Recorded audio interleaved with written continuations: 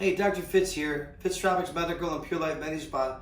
Another update on the COVID and what's going on with the COVID. We really don't care about your politics or any of that. We really want to just get down to trying to give you good information. And of course, I've been doing a deep dive on this since the early beginning because I have horrible asthma, my wife has rheumatoid, and of course we're paying special attention. We were told we're number 2 in the entire state of Florida, our practice, for the amount of testing, antibody testing, and swabbing. And we've done over 1,187 antibody tests and over 150 nasal swabs. Of those, like 48 positive patients, not one of ours ended up in the hospital. Not one. We did, if you remember, in March, we talked about the hydroxychloroquine, zithromax zinc. We brought that up with the French study when it was just coming out. So we have been a proponent of that from the very beginning, but that's a conversation you got to have with your physician, whoever you trust, if you feel like you're coming ill or getting ill. The CDC has come out and said testing no longer needs to be done. If you go to the CDC website, testing no longer has to be done according to the CDC. And they're saying if you have 3 days with no fever and 10 days from the sore throat. So we went through that last time, so not to bore you, but I still would want to get tested. I've got asthma, just to make sure. But again, never treat the test, treat the patient. So we've been experiencing with the nasal swabs like 10 days, 11 days for the swab to come back with the result. You can't wait that long. So usually all of our patients that came here, if I had a high clinical suspicion they might have, the Rona, I went ahead and I started their triple therapy. And easy to get at the pharmacy. They've been really pretty good about it, all of them, including CVS, Walgreens, and Bel Air Pharmacy has been fantastic, where they fill the prescription for us, which is great, with very little pushback. So it's so important that the latest study, this is so important, American Association of Physician and Surgeon. If you recall, in March, we shot a really great video, and it's actually getting better with time, which is kind of odd for me, I guess, but that video is actually improving because we said, hey, you guys, there is no drug for this bug. It's a virus. It's not a bug.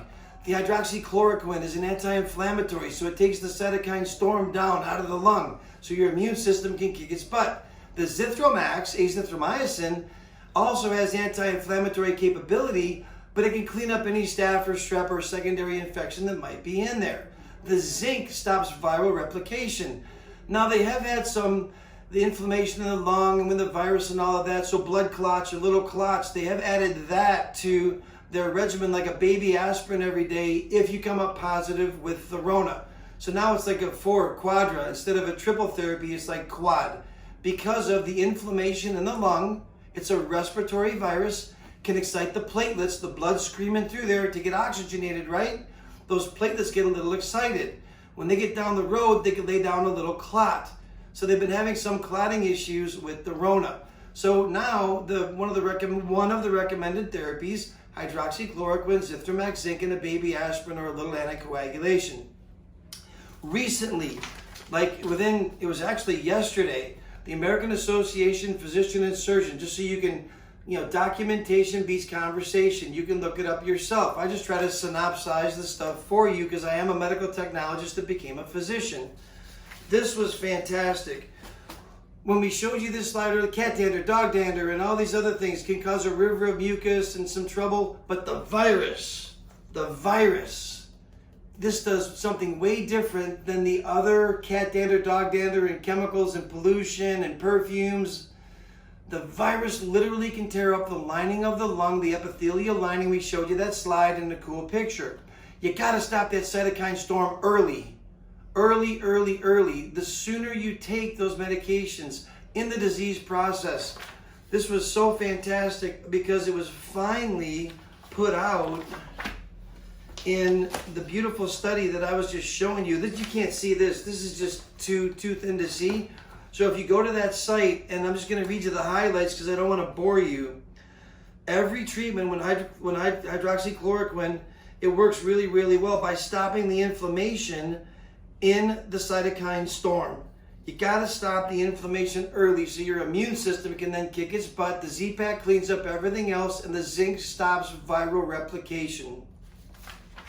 That was the major point with that. Now, even more exciting. December, January, February, March, April, May, June, July, 8 months, 40, 50 patients a day, Monday through Saturday. And I'm still negative. I'm still negative on the antibody.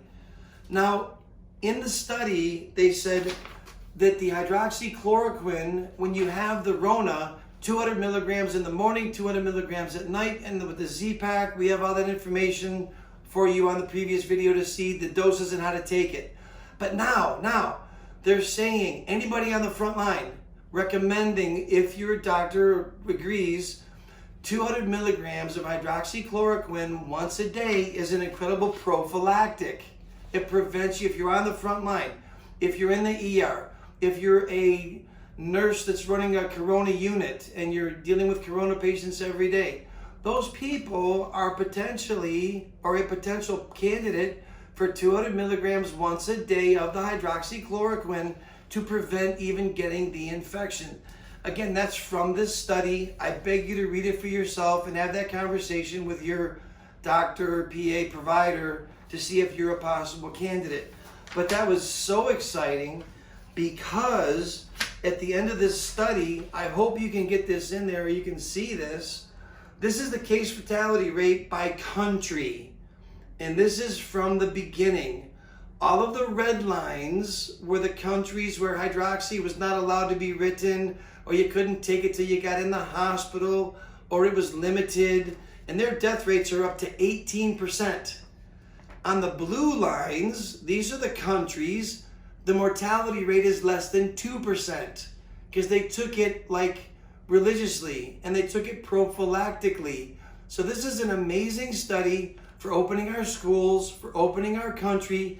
This is absolutely amazing. If you please do the research yourself. But this gives everybody a ton of hope. This can go back to normal. Now that we have something that we can do for everybody going back to school. And again, children have very few ACE2 receptors in the lining of their lungs.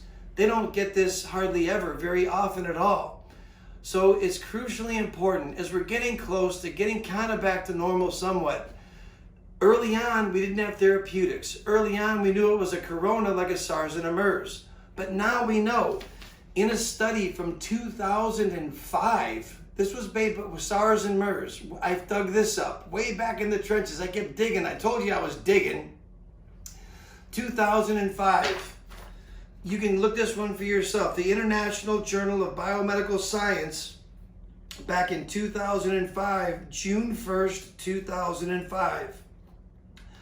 So this is so important that hydroxychloroquine can work against SARS and MERS even in 2005. So we have had great information, but we didn't know if it was going to work on this kind of corona, so of course the studies had to be done. As we're getting closer to going back to normal, whatever that is, we really appreciate you watching these videos. I hope they've been informative. I've tried to cut through the crap and make it kind of fun for you. So thank you very much for watching, and any questions, give us a buzz.